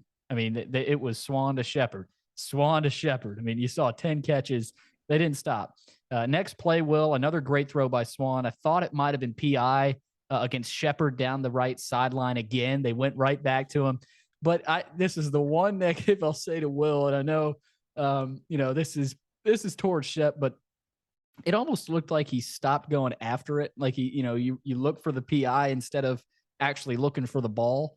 And I know the guy was, looked like Terrell Owens out there, but that's the one thing I think maybe another next step, if there is a next step, to go out there 100% of the time and show that you're the stronger guy, go up there and catch every football, it could have been PI, could not have been, but that's what I mean, his X factor was blinking. It's not a doubt, as Des Bryant said. I mean, he was absolutely good. That was as dominant of an individual, and I do not say this lightly, because there have been some great Vanderbilt receivers in the past, but just not stakes of the performance, but just dominant physically. Of like, I felt confident that in any situation one-on-one, he was going to come down with it against anybody they matched him up with. And every time there was a 3rd and medium situation or 4th and medium, I felt confident that he was going to be able to get open, and AJ Swann was going to put the ball there on time. So I'm not going to find any negatives, because on top of the Sheppard catches and just ability to get open, the timing was outstanding. The ball wasn't late. That's what it felt like before. Is it was just a half second late, and guys were having to go down, and he was kind of throwing them into defenders. Or Swann, it's just in the natural spot. And I don't know. It's like shooting. I think you can improve on it, and it's throwing and shooting are comparable. I think you can improve on it, but you're born with it. Right. It's not something that you have or you don't. That flick of the wrist from Swann is not. He's worked on it. He's trained, but so is Mike Wright. I don't think AJ Swann has worked on his arm more than Mike Wright has, but it's just different. The ball spins out effortlessly and quickly. And that speed of release, that quickness of release, is what is so key when evaluating NFL quarterbacks. Why is that? Because that little bit of time is a game changer in being open on these timing patterns. And you know what the entire playbook for Vanderbilt is? Quick timing patterns, boom, deep shot. Well, AJ Swann seems to have those two capabilities right now. I don't want to get too overexcited, because I'm sure we're going to get brought back down to earth over the next small stretch at least. But right now I'm excited. Yeah, I mean, you should be, Will. I mean, he's got God-given talent. I mean, you just said it. That's not something that that is just handed out to anybody. Well, we going a little bit quicker here. This is the end of my notes, by the way. I no longer have, and everything else is digital. I've still got a little bit of fourth quarter to go over, but it's not much in the fourth quarter. I mean, there was really nothing that happened.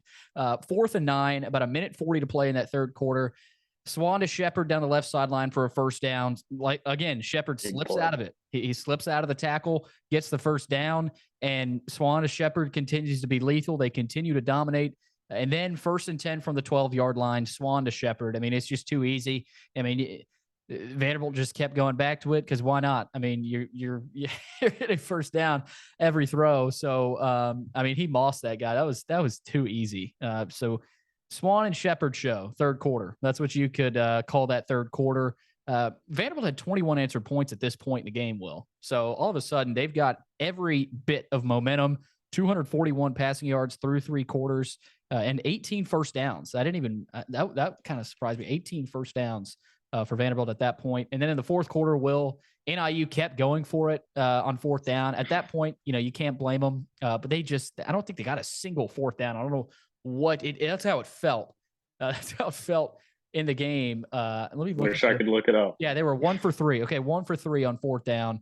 So they got one of them, but those 2 4th downs they did not get, I thought were huge. It was really a pretty ugly game from here on out. I know the first drive of that fourth quarter stalled out for Vanderbilt, but Bulovas was able to hit the 35-yard field goal. Vanderbilt the one thing I'll say, they definitely could have won by more than 10. Both offenses really kind of stalled out the last 12, 13 minutes of that game. But having 24 unanswered points in the second half, you just felt, you felt as if the game was over. For all intents and purposes, there was zero momentum for NIU. Vanderbilt had just taken control. And they continued to control it. They continued to control the ball, even though they only picked up a field goal the rest of the game. You just felt so in control. Right. It just never felt like that part. It's the opposite of how it usually feels. It usually feels like Vanderbilt is actually looking at the scoreboard. They're up 14 in the third quarter, but it feels like they're up 3. Yeah. In this situation, you looked up and Vanderbilt was up 7, but you felt like, okay, Vanderbilt has been able to move the ball in ways that are going to continue to work.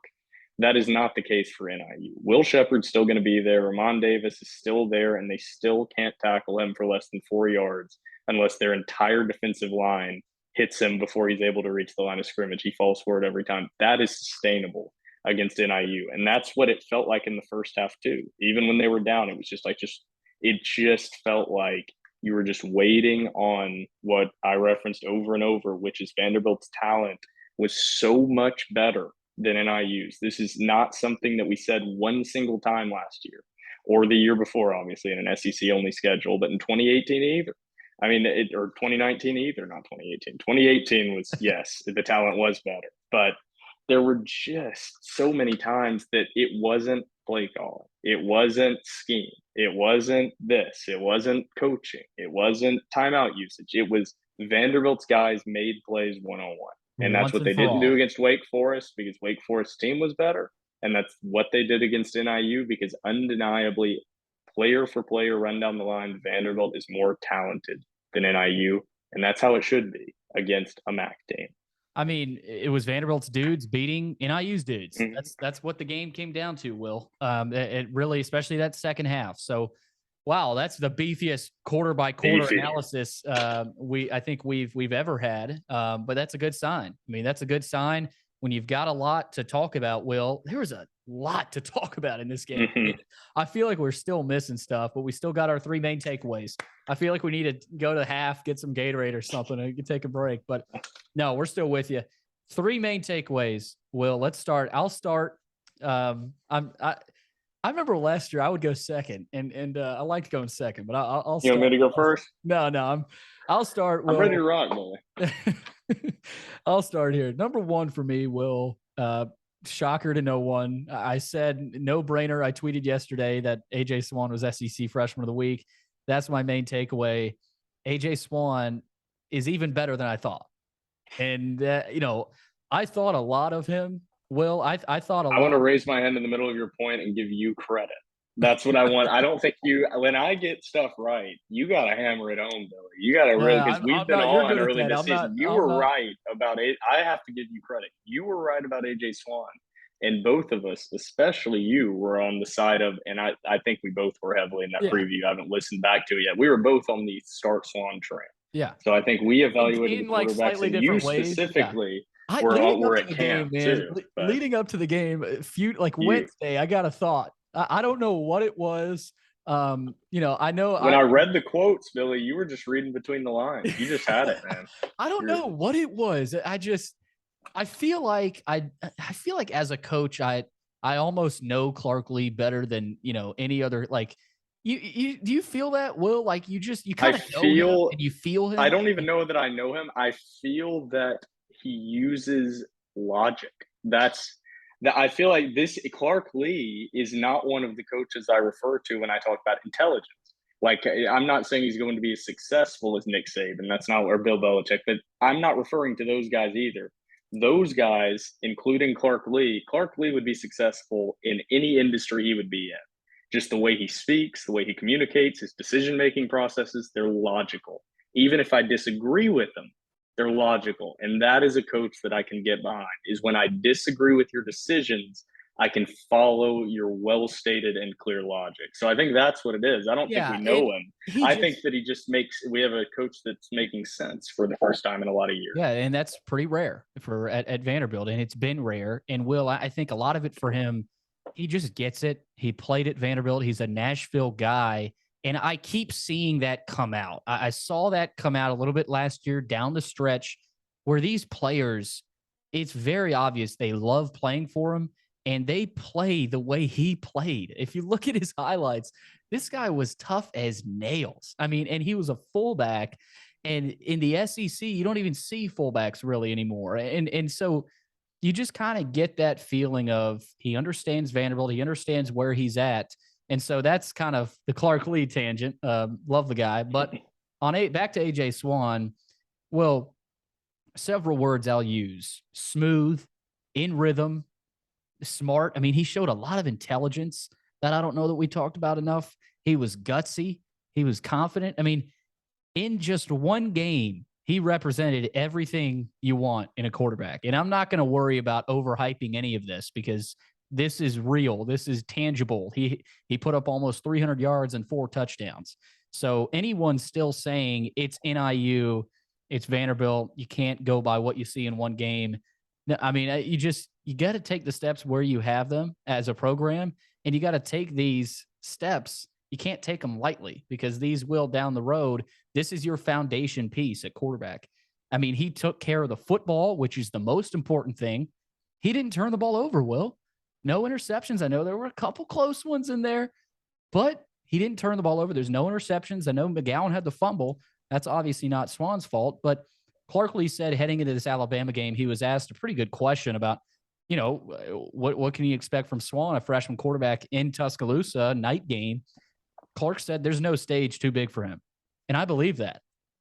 What we saw on the road, Will, that's not just any other quarterback. I mean, that is a 4-star talent, top level, top tier Division I talent at quarterback. I mean, you saw a couple national websites name him. I mean, he was freshman of the country. I mean, I saw a couple sites say that. So there's this guy has legit talent. I want to see it. I'm looking forward to seeing what he brings in Tuscaloosa.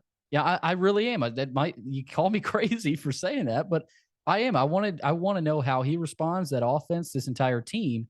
But number one takeaway, Will, AJ Swann is even better than I thought. And we thought highly of him, very highly of him before this game and throughout this season, even when he came on campus. But man, I mean, he's better than I thought and a lot better than I thought. I mean, in competition, in a game on the road, that 4th and 4 play, I mean, we're going to point back to that in a few years and say that was a big turning point for this program. That play. I mean, that's a game changer, but that's a program changing type play. I mean, that basically went viral. CBS Sports tweeted that. You had general fans saying, who the hell is this kid? Where did Vanderbilt get him? You saw Georgia people from the state of Georgia who had seen him play in high school the past 4 years saying, that's AJ, man. That's AJ. That's what we've seen from him. That's what we know he can do. And that's what he knows he can do. That's the most important thing, Will, to me. The kid's confident. I mean, you keep going back to just that quiet confidence and, man, excitement for the future. Will, number one, AJ Swann is even better than I thought. Yeah, my key number one will be pretty short because I'll just go ahead and get mine out. It matches yours, which is why I was okay with going first. My number one key is sing the Swan song. Plus, move over, German Shepherd. There's a new breed of dog, Will Sheppard. And so that was my title. I was pretty proud of those two. So I think that deserves like at least a little bit of applause. Incredible tweet from the Vanderbilt football account. Love that got that dog in him tweet. But like you said, this wasn't fluky. This wasn't 90-yard run versus Hawaii. I'm not taking anything away from Mike Wright, but that's just not going to be there the remainder of the season. What we saw and against NIU will be. And, it was NIU. They're not necessarily what they were last year, but they won the MAC last year. I'm a little, tired of the narrative that this team sucks. Let's remember that Vanderbilt was an underdog against NIU going into this game. So everybody needs to shut the hell up about that. NIU is a damn good non-Power 5 program. They might win the MAC again. And going into this game, everyone across the country evaluating this game said that. And so now, just because Vanderbilt scored 24 unanswered points to close out the second half and Will Sheppard I was going to say something bad there. I won't. Will Sheppard showed that the secondary of NIU can't hold his jock strap. Let's not all of a sudden change the narrative that we all knew that this NIU team sucks and that Vanderbilt is just beating up on these bad teams to be 3-1. That is not what everybody said going into the game. So let's not change it up now. This wasn't Akron. This wasn't Hawaii. Yes, that was a reference to the team Tennessee beat. Akron may be one of the 2 or 3 teams in all of FBS football that is as bad or worse than Hawaii. So I'm giving criticism of Vanderbilt. Hawaii, horrific. Akron, horrific. Just because they're not in a Power 5 conference, NIU does not fall in with them. It doesn't unjustify everything that AJ Swann did. That connection will be there the remainder of the season and into the future, because this is youth. This isn't a transfer in. This is just going to improve, and McGowan as well, just going to improve. So sing the Swan song, and Sheppard got that dog in him. The best meme of the internet of Twitter is the skeleton of the X-ray with the dog. That's the best. Well, number 2 for me, there's no quit in this team.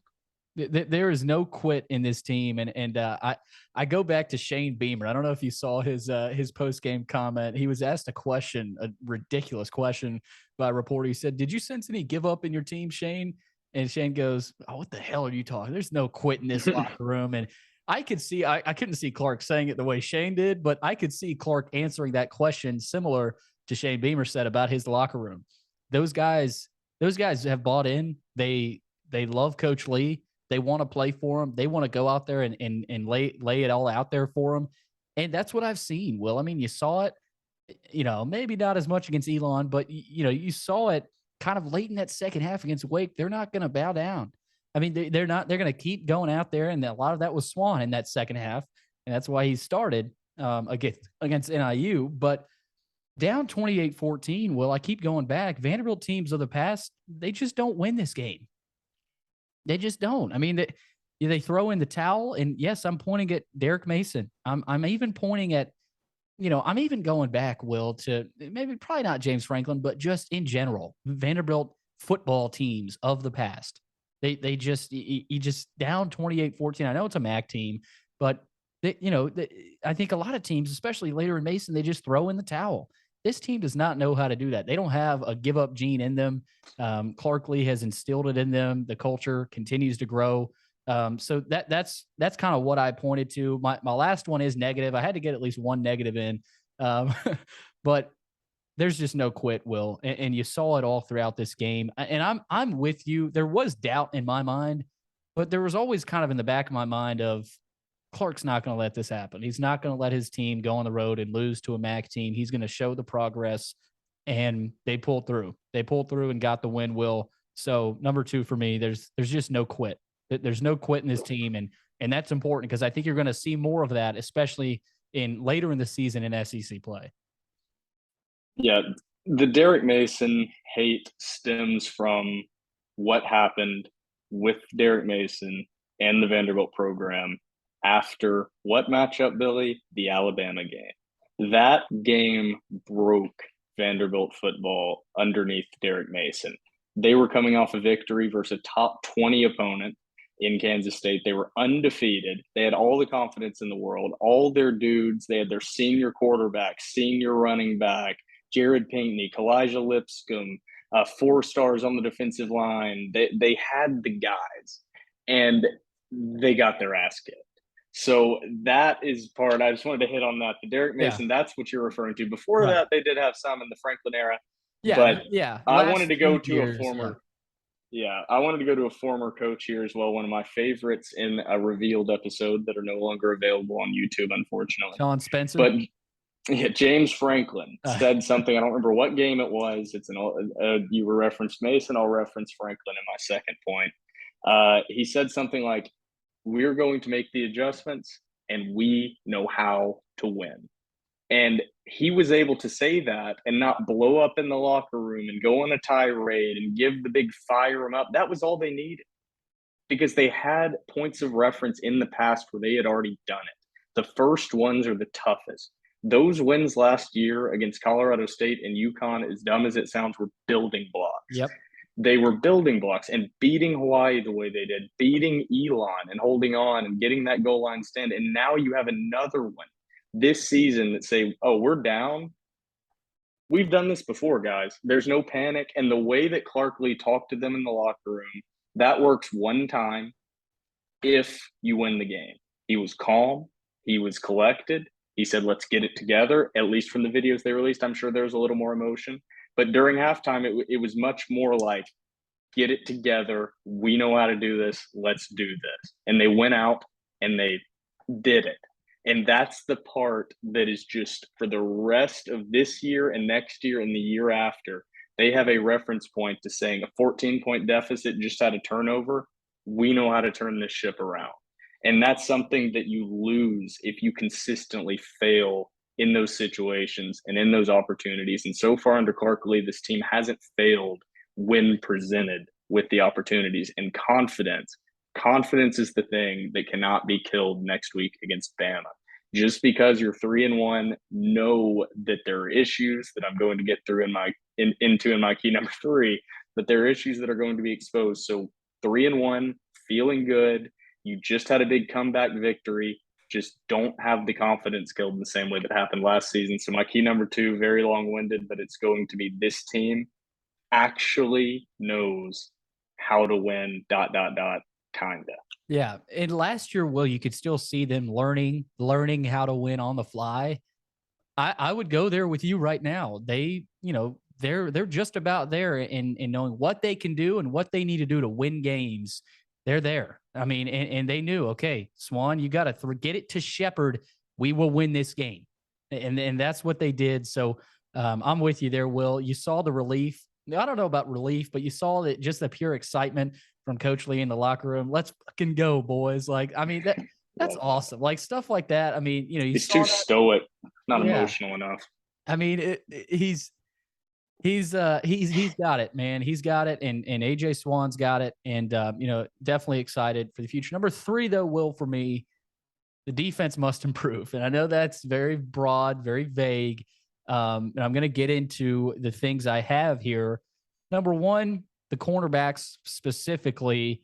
I talked about them giving too much cushion, and Coach Lee, said that this week. He said, we're giving up too much space on the perimeter. And I like what you said earlier, Will, in that, to an extent, you've got to give cushion, but you've also got to be strategic with it. Maybe bring a linebacker out there. Maybe, you've got to eliminate space. How do you eliminate space for that offense?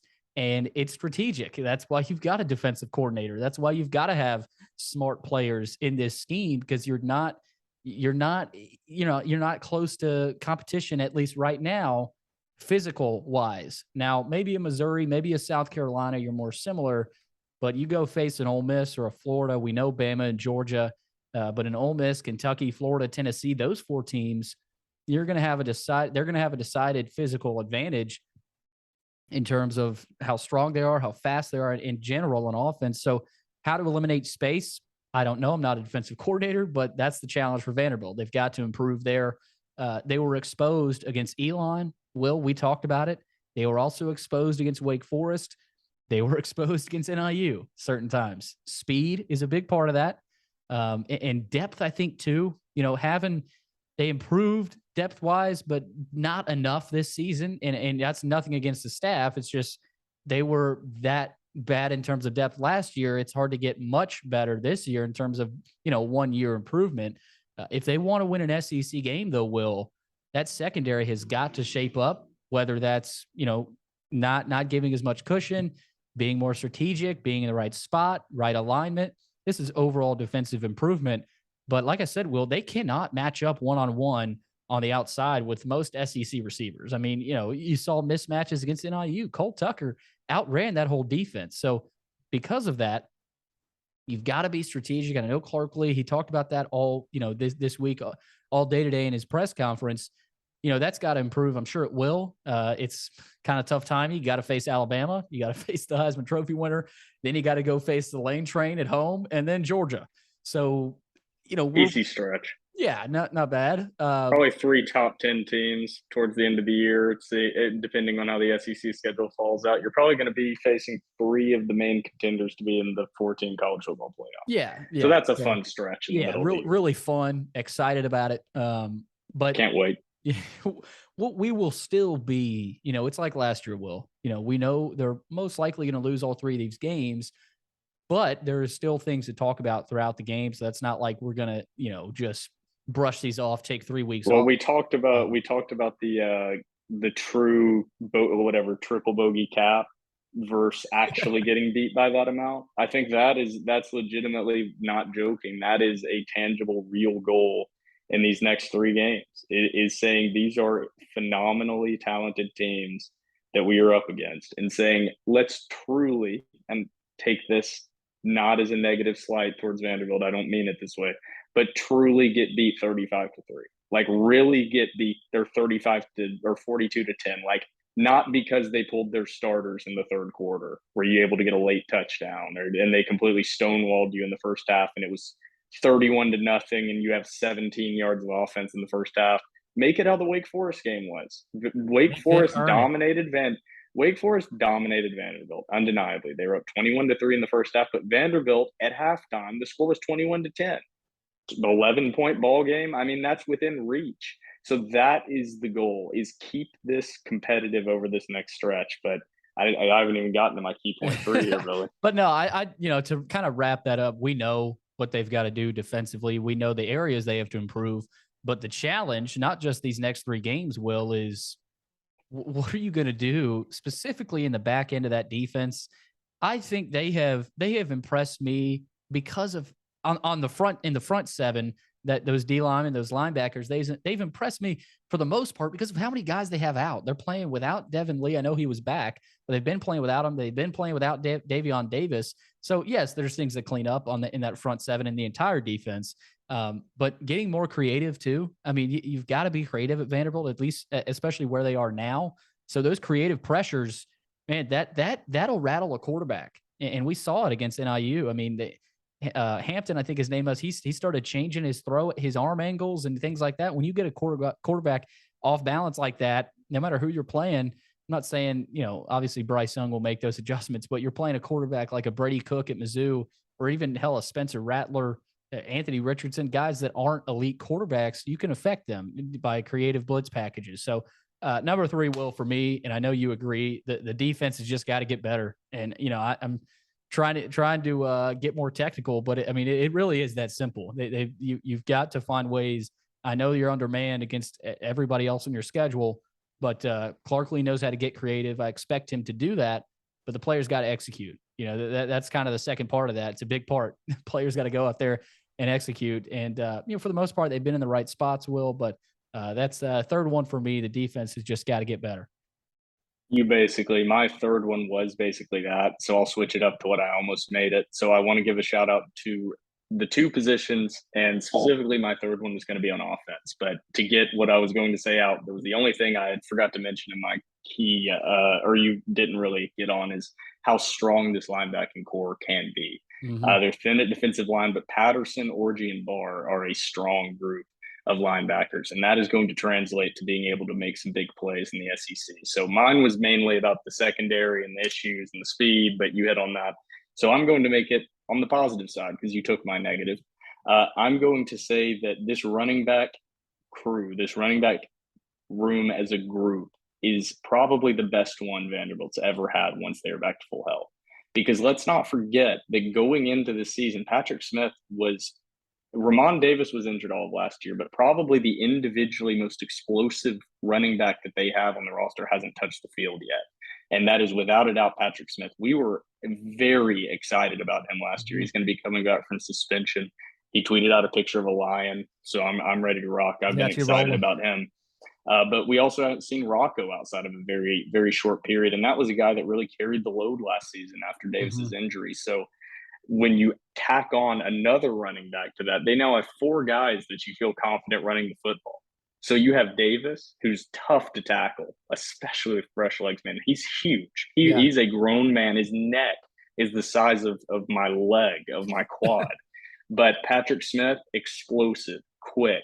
And then Rocco is just an in-between. He's just going to run straight at you, but he looks like he's gotten a little bit faster, a little bit more explosiveness. Yeah.